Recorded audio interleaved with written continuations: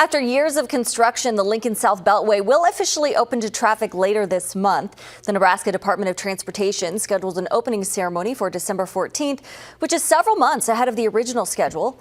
The 11-mile stretch of the South Beltway connects traffic between highways 77 and 2 southeast of Lincoln.